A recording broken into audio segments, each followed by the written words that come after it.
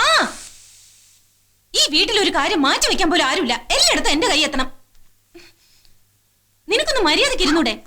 കരി മുഴുവൻ മുഖത്താക്കി ഇരിക്കവിടെ.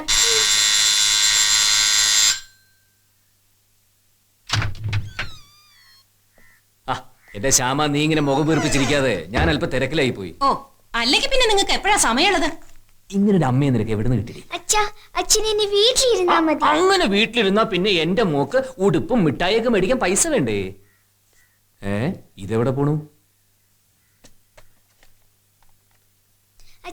അച്ഛൻ എത്ര പൈസ വേണമെങ്കിലും എടുത്തോ. ഇത്രയും പൈസ പോരെ? ഇത്രയും പൈസ മതി ഉടുപ്പ് വാങ്ങാനും മിഠായി വാങ്ങാനും. പിന്നെ നിന്റെ കെട്ടിച്ചയക്കാനും ഇത് കൂടുതലാ. ഇവിടെ കൊണ്ട് ഒരു രക്ഷയില്ല. ഇന്നേതോ ഹരീഷിനെ ഇടിച്ചു എന്ന് പറഞ്ഞ ടീച്ചർ കംപ്ലൈന്റ് പറഞ്ഞു. എടി, അവള് കൊച്ചുകുട്ടിയല്ലേ? അതെ, ഇങ്ങനെ കൊഞ്ചിച്ചോ. കാർത്തിക എവിടെ?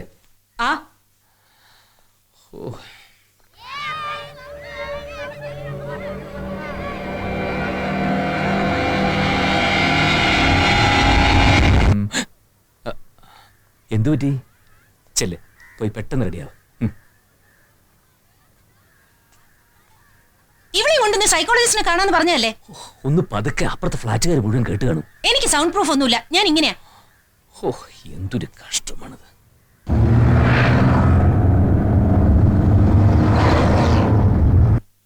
ഇവിടെ എനിക്ക് ആകെ പരിചയമുള്ള ഒരു മലയാളി ഫാമിലി നിങ്ങളുടേതാണ്.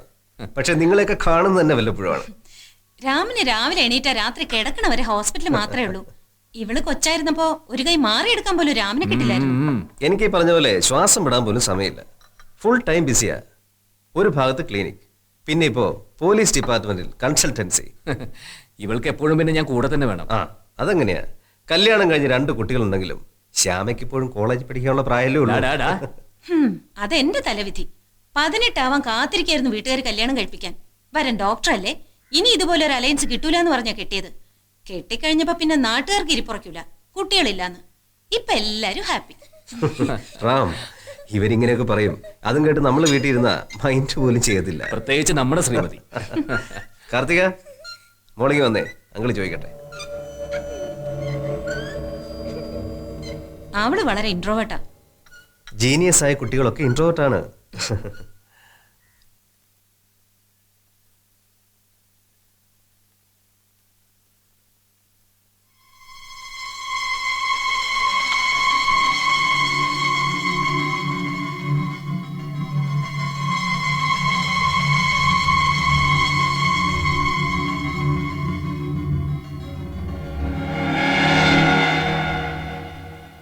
റാം, ഒരു മിനിറ്റ്. രണ്ടുപേരെയും കൂടെ മാനേജ് ചെയ്യാൻ വലിയ പാടാണ്.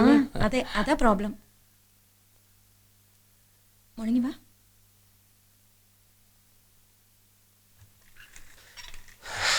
Nothing to worry. കാർത്തികയ്ക്ക് ഈ കുടിസ് മുറികളും സിറ്റിയിലുള്ള ജീവിത രീതിയും വല്ലാതെ ഇറിറ്റേഷൻ ആവുന്നുണ്ട്. അവൾ കുറച്ചാൾ നാട്ടിലായിരുന്നില്ലേ? ഈ 2 വർഷമായിട്ടുള്ള സിറ്റി ലൈഫാണ് കാരണം. അതുകൊണ്ടുണ്ടാകുന്ന സിമ്പിൾ ടൈംസിൽ പറഞ്ഞാൽ ഡിപ്രഷൻ. വിനോദ്, ഞാൻ എന്താ ചെയ്യേണ്ടത്? ഇനി മെഡിക്കേഷൻ? അതിൻ്റെ ഒന്നും ആവശ്യമില്ല. അവൾക്കൊരു ചേഞ്ചാണ് ആവശ്യം. പ്രത്യേകിച്ച് ഇപ്പോഴത്തെ വീട്ടിൽ നിന്നും ഒന്ന് മാറി താമസിക്കണം. കുറച്ചുകൂടെ ഓടിക്കളിക്കാനും മറ്റും സ്ഥലമുള്ള ഒരു വീട്ടിലേക്ക്. അത് അവൾക്ക് മാത്രമല്ല, നിങ്ങൾക്കും വലിയൊരു റിലീഫായിരിക്കും. പക്ഷേ അത് അവൾക്ക് വളരെ അത്യാവശ്യമാണ്.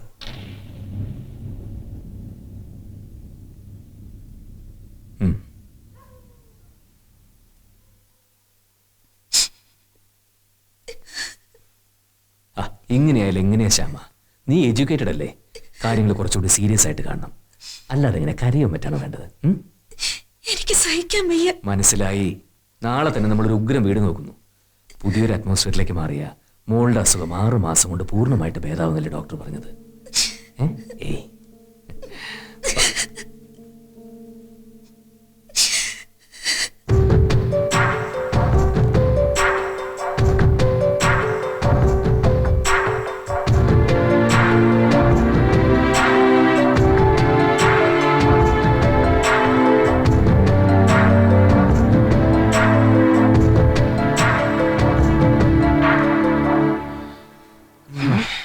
ഞാനില്ല, എനിക്ക് മടുത്തു. നിങ്ങൾ എന്നെ ഇനി പോയി വീടൊക്കെ നോക്കിയാൽ മതി.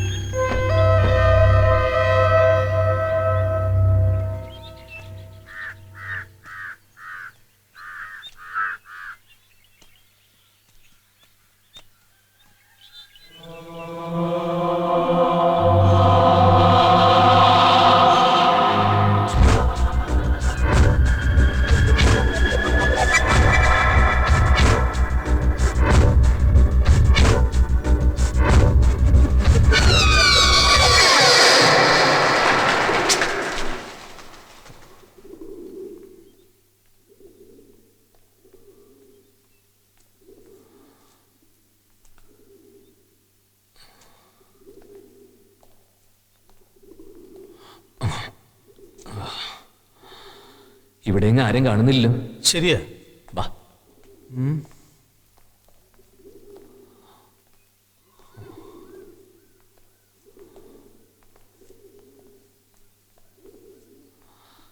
ആ. ഏ, ഐ.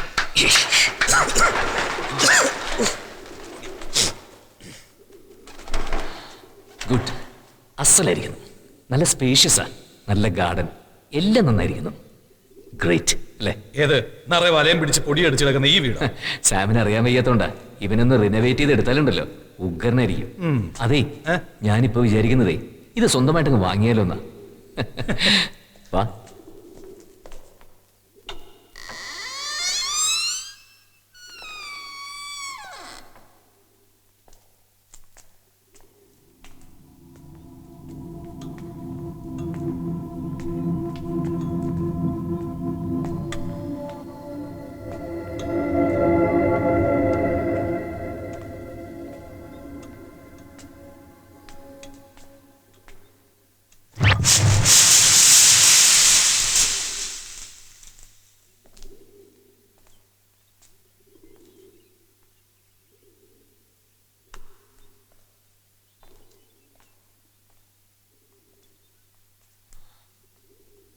നല്ല വ്യൂ അല്ലേ? അതെ.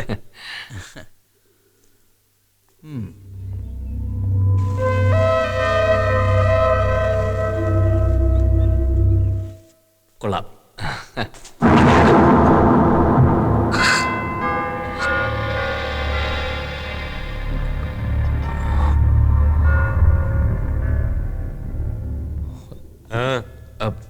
സാം, വീട് നോക്കാമെന്നു പറയേ.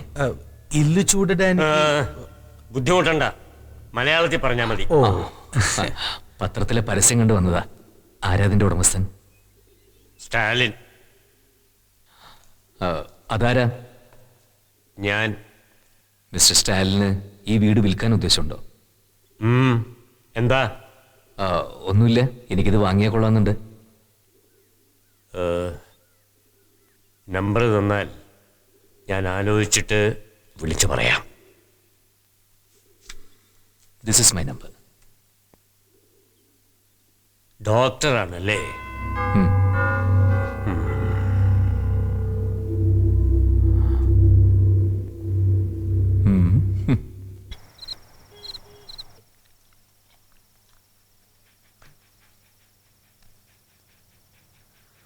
രാം എന്തുദ്ദേശ പുതിയ വീട് വാങ്ങാന്ന് പറഞ്ഞത്? നമുക്ക് ആകെപ്പാടെ കുറച്ച് സേവിങ്സ് അല്ലേ ഉള്ളൂ. ശ്യാമ, എപ്പോഴും നമ്മൾ കാര്യങ്ങൾ ദീർഘവീക്ഷണത്തോടു കൂടി തന്നെ കാണണം. എന്തായാലും കുറച്ച് നാൾ കൂടി നമ്മൾ ഇവിടെ തന്നെ ഉണ്ടാവും. കുട്ടികളുടെ പഠിത്തവും ഇവിടെ തന്നെ. അതുകൊണ്ട് വാങ്ങുന്നതല്ലേ ബുദ്ധി. പിന്നെ കുറച്ച് വർഷങ്ങൾ കഴിയുമ്പോൾ നമുക്കതിന് നല്ല വില കിട്ടുകയാണെങ്കിൽ അപ്പം അത് വിൽക്കുകയും ചെയ്യാം. ഓ, നീ ഇതുവരെ ഉറങ്ങിയില്ലേ? ഇല്ല അച്ഛാ, നമ്മൾ എപ്പോഴാ പുതിയ വീട്ടിൽ പോണേ? നിന്റെ അമ്മ സമ്മതിച്ച നാളെ തന്നെ. എല്ലാം ഇങ്ങനെ എടുത്തു ചാടി ഡിസൈഡ് ചെയ്താൽ എങ്ങനെയാ? ഇതൊരു രസത്തിന് വേണ്ടി മാറുന്നതല്ലോ, കാർത്തികയ്ക്കും കൂടി വേണ്ടിയിട്ടല്ലേ.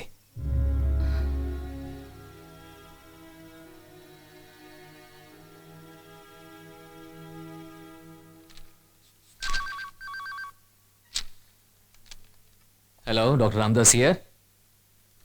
ഹലോ സ്റ്റാലിൻ, എന്തായി? Okay, thank you thank you thank you. ആ ശരി ശരി ശരി, ഞാൻ വന്ന് കാണാം. Okay then, by.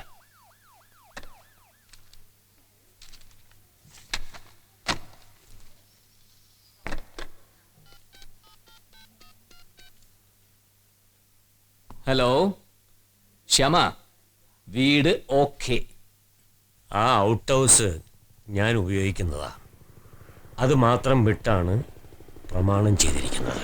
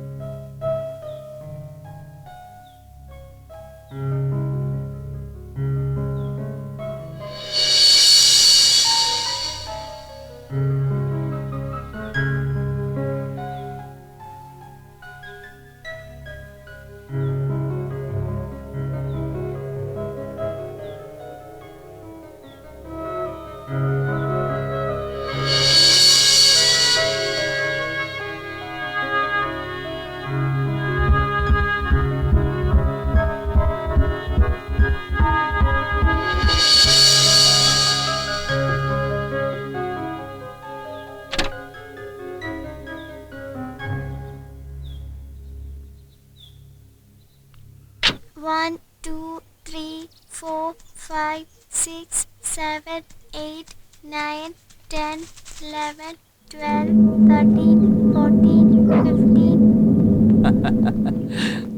ആ ഇത് എവിടെയായിരുന്നു സ്റ്റാലിൻ? ദാ ഇപ്പൊ എല്ലാരും പോയുള്ളൂ. എനിക്ക് മാർക്കറ്റ് വരെ ഒന്ന് പോകേണ്ട കാര്യമുണ്ടായിരുന്നു. അതിരിക്കട്ടെ, പുതിയ സ്ഥലമാ. കുട്ടികളെ ശ്രദ്ധിക്കണം.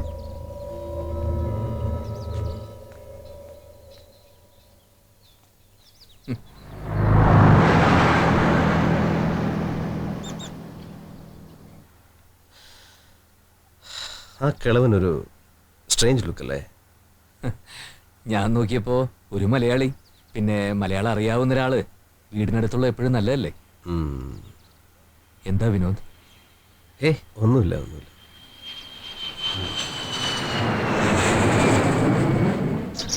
രമ്യ രമ്യ രമ്യ രമ്യ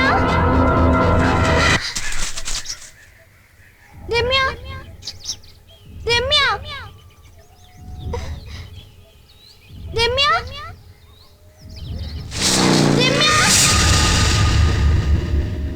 രമ്യ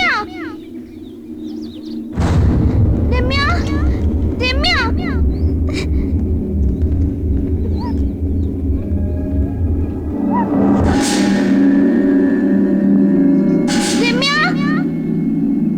രമ്യ അമ്മേ, രമ്യ കണ്ടോ? നിങ്ങളല്ലേ ഒരുമിച്ച് കളിച്ചോണ്ടിരുന്നേ, എന്നിട്ട് ഇപ്പൊ എന്നോട് ചോദിക്കുന്നു.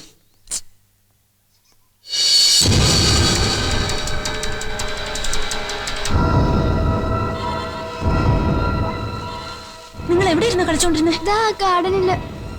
രമ്യ രമ്യ രമ്യ രമ്യ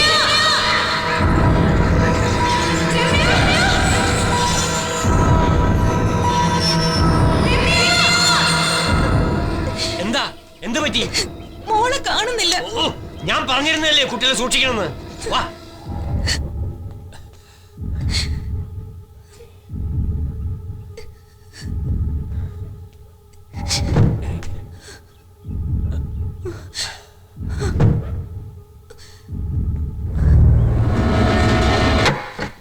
സാറ്റ്. രമ്യ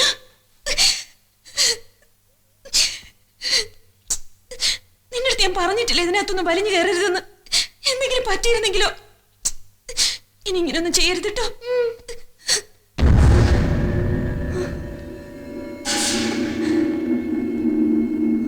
അങ്കിളത്തെ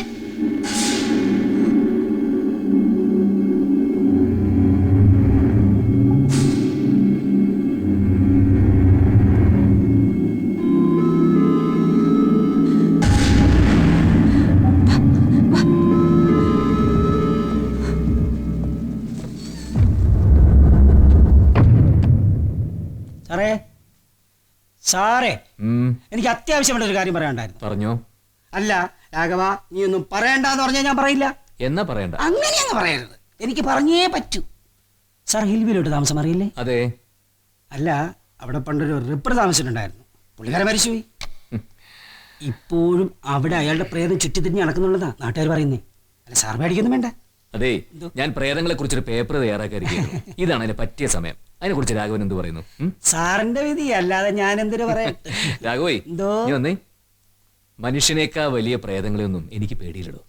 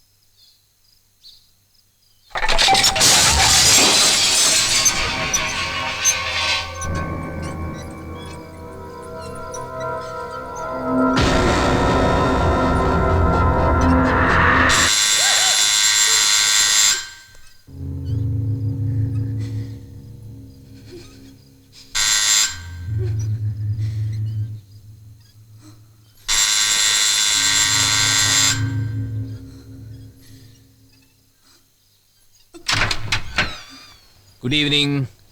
ഗോപാലൻ വന്നോ? എടി ഗോപാലൻ വന്നോന്ന്. ആ കഴുതേന്ന് വരാന്ന് പറഞ്ഞിരുന്നാണല്ലോ. എവിടെ പോയി കിടക്കുന്നു ആവോ? എന്തു പറ്റി? മാഡം ഒന്ന് ഡിസ്റ്റർബ്ഡ് ആയിരിക്കുന്നു. പൂജാമുറിയിലെ പടങ്ങളൊക്കെ വീണ് പൊട്ടി.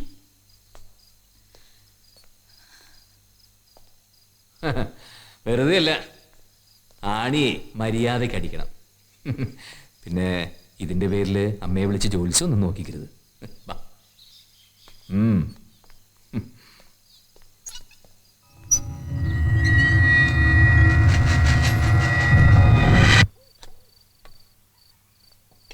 ആ കുന്നിന്റെ അപ്പുറത്തൊരു മാർക്കറ്റ് ഉണ്ട്. അവിടെ സാധനങ്ങളൊക്കെ കിട്ടും. നാളെ ഗോപാലൻ വന്നിട്ട് എല്ലാം മേടിപ്പിക്കണം. ഇത് എന്തു പറ്റി മാഡം? വൈകുന്നേരം മുതൽ മുഖം ഇങ്ങനെ. ഹോ, ആ പടം നിലത്ത് വീണ് പൊട്ടിയത് ഇനിയും തലേന്ന് കളഞ്ഞില്ലേ? അല്ലെങ്കിൽ പിന്നെ അമ്മയുടെ മുഖം ഇങ്ങനെയല്ലേ? നീ എന്റെ അടുത്തുനിന്ന് മേടിക്കും. അവളൊരു വാചകം.